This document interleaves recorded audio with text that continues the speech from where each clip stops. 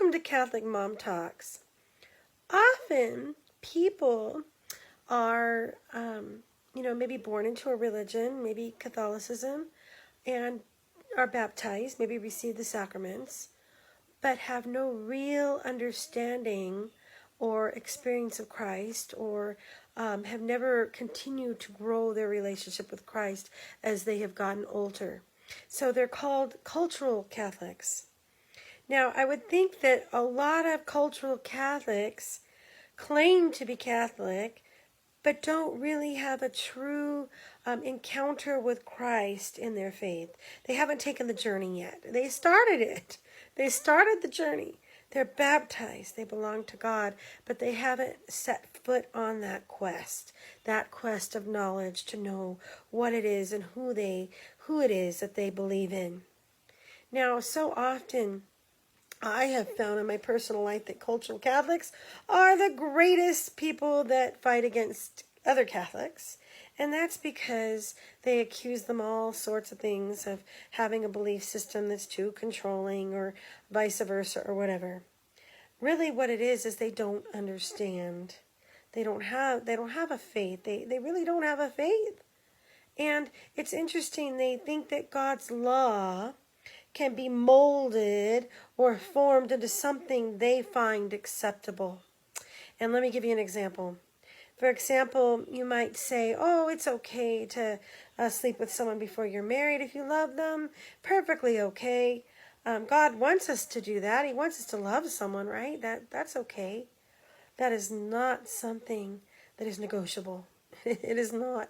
It is God's law to be married before you have relations with someone. If not, it's called the sin of fornication. And it's not that God is trying to control you with the law, God's law. God's law is meant to free you from being enslaved.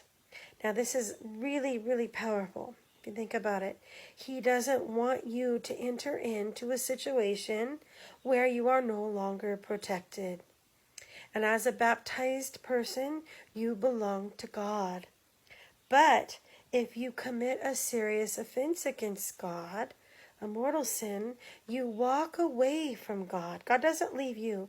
You choose to leave God. And when you do that, the enemy has the right now to walk into your life. He has the right now to take over. He has a right now to enslave you. You are now enslaved to the sin. Whatever evil is around that person is now around you. Whatever evil you have caused to bring that person into that state, now that evil is around you. So now you're in a situation where you are battling a lot of demons. Does God want you in that position? Absolutely not.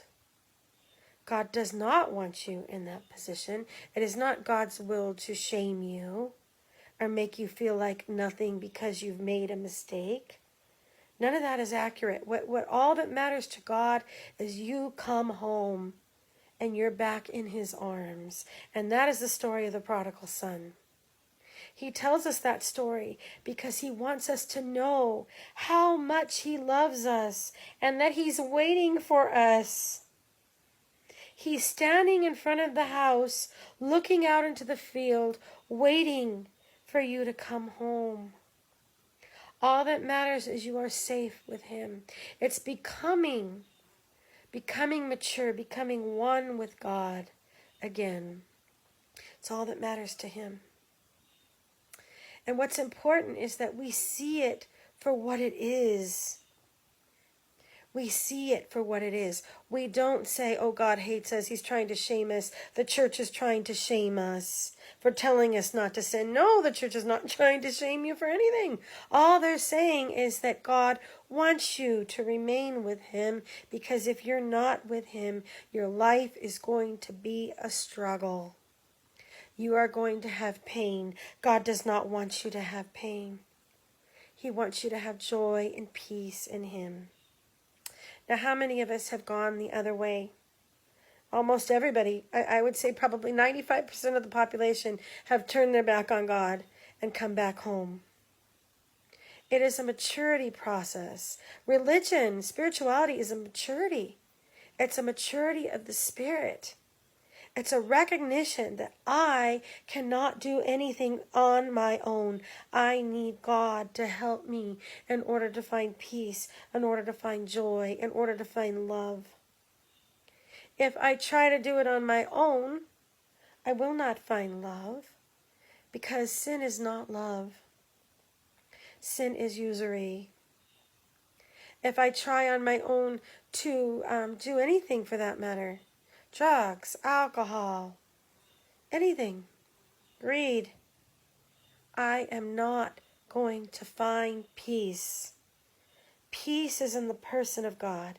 So now the thought tonight is that the law of God is not meant to enslave us, but to free us. And I'm sorry if my personality is a little intense. It's just how I am. Anyway, those are my thoughts for tonight. God bless everyone.